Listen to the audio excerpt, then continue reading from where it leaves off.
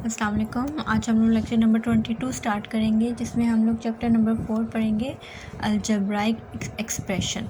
अब ये algebraic expression क्या होता है? An expression consist of variables and constants combined by algebraic operation. यानी ऐसा एक्सप्रेशन जिसमें वेरिएबल्स भी इन्वॉल्व हों, कांस्टेंट भी हों, और वो किस तरह से आपस में कंबाइन हो with the help of algebraic operation. Algebraic operation कौन कौन से होते हैं? एडिशन, सब्ट्रैक्शन, मल्टीप्लिकेशन, ये सारे क्या होते हैं? Algebraic operation. यानी जिसमें वेरिएबल्स कांस्टेंट जो हैं वो with the help of algebraic operation जो है वो कंबाइन हो, उसको कहते हैं अलजेब्राइक एक्सप्रेशन। जैसे कि अगर आप एग्जांपल देखें, ये एक एग्जांपल है, ये देखिए ये वेरिएबल है, ठीक है, साथ उसके जो कांस्टेंट है उसको हम क्या कहेंगे? वेरिएबल के साथ जो नंबर होता है उसको हम क्या कहते हैं? कोफिशिएंट। ये इसके साथ कोफिशिएंट है, और ये और ये तीन, ये कांस्टेंट है, ये वेरिएबल, कोफिशिएंट, ये सारे जो हैं मिल के क्या बना रहे हैं हमारे पास? Algebraic expression. और ये कंबाइन किससे हुए हैं? With the help of addition and subtraction, ठीक है। इसी तरह ये एक अलजेब्राइक एक्सप्रेशन है, इसमें भी एडिशन की हेल्प से ये एक्सप्रेशन जो है वो बना हुआ है। अब हमारे पास नेक्स्ट है टर्म्स। टर्म्स क्या होता है? Different parts of expression. यानी अब ये देखिए, एक ये टर्म है अलजेब्राइक एक्सप्रेशन में, एक ये टर्म है, यानी जो डिफरेंट पार्ट्स होते हैं जिनको with the help of different operation, addition और सब्ट्रैक्शन, जैसे यहाँ पे लिखा हुआ है, different parts of an expression joined by operation of addition and subtraction are called its term. जैसे ये एक पार्ट है और एक ये पार्ट है, एक ये टर्म है और एक टर्म है, और ये दोनों किस तरह से कंबाइन हुए हैं? With the help of subtraction. इसी तरह ये वाली टर्म और ये वाली टर्म किससे जॉइन हुए? With the help of addition, ठीक है। तो ये सारी क्या हैं? टर्म्स हैं। तो इस एक्सप्रेशन की 3 टर्म्स हैं, इसकी 2 टर्म्स हैं, और इसकी भी 2 टर्म्स हैं। अब एक मेन जो डेफिनेशन है वो है polynomial. Polynomial in the variable X is sum of term. यानी इसमें क्या होता है? टर्म्स जो होती हैं वो किस फॉर्म में होती हैं? सम ऑफ टर्म्स होती हैं, ठीक है। Which are of the form, अब अगर पोलिनोमियल वेरिएबल एक्स में है, यानी वेरिएबल हम इस पोलिनोमियल में कौन सा ले रहे हैं? एक्स, तो इसकी सारी जो टर्म्स होंगी वो किस फॉर्म में होंगी? ए एक्स एन। ए किसको रिप्रेजेंट करता है? कोफिशिएंट को, और एक्स किसको रिप्रेजेंट कर रहा है? वेरिएबल को। यानी इसकी सारी टर्म्स, ए कोफिशिएंट होगा, एक्स वेरिएबल, उसकी सम पावर होगी। जैसे कि मैं अगर यहाँ पे इसकी एक एग्जांपल लिखती हूँ, 4x² + 2x + 1, ठीक है।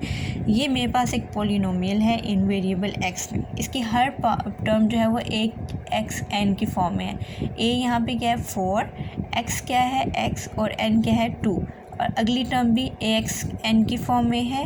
a यहाँ पे 2 है, x यहाँ पे x है, और n यहाँ पे क्या है? 1। और इससे अगली टर्म भी axn की फॉर्म में है। यानी सारी टर्म्स जो हैं वो axn की फॉर्म में। a इन जनरल कोफिशिएंट को कह रहे हैं। a यहाँ पे 1 है, x यहाँ पे x है, और n क्या है? यहाँ पे 0। तब भी x की पावर 0 बन के यहाँ पे क्या आ गया? 1 आ गया, ठीक है।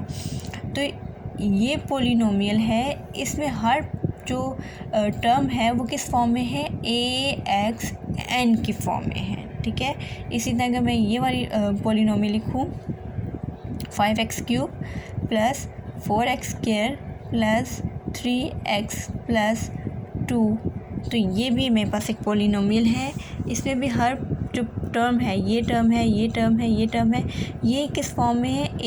axn, यानी कोई ना कोई कोफिशिएंट, x वेरिएबल, और उसकी कोई ना कोई पावर, ठीक है। और पावर यहाँ पे क्या होनी चाहिए? पावर हमारे पास क्या होनी चाहिए? नॉन नेगेटिव, यानी नेगेटिव नंबर नहीं होनी चाहिए। 0 हो सकती है और पॉजिटिव हो सकती है। नॉन नेगेटिव का क्या मतलब है? कि 0,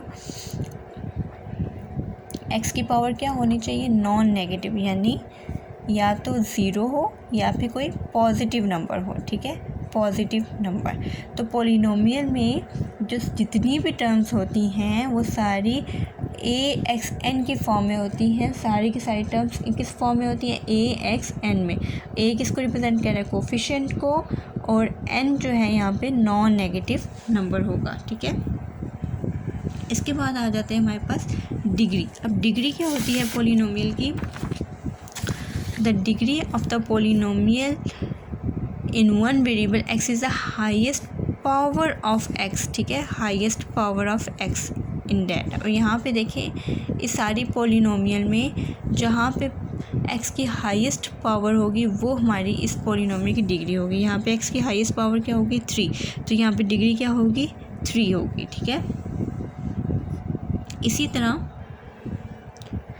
ये भी हमारे पास एक पॉलिनोमियल है और ये पॉलिनोमियल 2 वेरिएबल्स में है, एक x में और एक y में। इसको इससे रिप्रेजेंट करते हैं। तो इसकी अगर हमें डिग्री देखनी हो तो जो हर टर्म की सम ऑफ पावर्स ऑफ टर्म्स होगी ना, हर टर्म में सम ऑफ पावर्स देखेंगे। यहाँ पे टोटल टर्म पावर कितनी बन रही है? 4। इस टर्म में टोटल पावर कितनी बन रही है? इसकी 2 है, इसकी 3 है, तो टोटल पावर कितनी बन रही है? 5। और इस टर्म में कितनी बन रही है? इसकी 3 है, इसकी 4, तो टोटल कितनी पावर बन रही है? 7। तो हाईएस्ट डिग्री यहाँ इस पॉलिनोमियल की क्या होगी? 7, ठीक है। तो इसकी डिग्री क्या होगी? 7, यानी हाईएस्ट पावर जिस टर्म की होगी वो हमारे पास क्या होगी? डिग्री होगी, ठीक है। अब आगे पॉलिनोमियल्स की भी 3 टाइप्स हैं, एक मोनोमियल, बाइनोमियल और ट्राइनोमियल। मोनोनोमियल में जो पॉलिनोमियल होती है उसकी सिर्फ एक ही टर्म होगी, जैसे फॉर एग्जांपल 6x, जैसे 3/4x²। ये हमारे पास सिर्फ एक टर्म है। ये 2 पॉलिनोमियल्स लिखी हैं मैंने, और लेकिन इनकी टर्म्स कितनी है? इसकी सिर्फ एक टर्म है, इसकी सिर्फ एक टर्म है। तो ऐसे पॉलिनोमियल को क्या कहते हैं? मोनोनोमियल, ठीक है। यानी जिसकी सिर्फ एक टर्म हो और जिसकी 2 टर्म्स हो उसको कहते हैं बाइनोमियल। जैसे मैं कहूँ 2x² + 1, ठीक है, इसकी 2 टर्म्स हैं। 4x + 2, इसकी 2 टर्म्स हैं। तो ये हमारे पास क्या होगी? बाइनोमियल। अब जिसकी 3 टर्म्स होंगी वो हमारे पास क्या होगी? ट्राइनोमियल। जैसे 3x² + 2x + 1, ये हमारे पास क्या है? ट्राइनोमियल।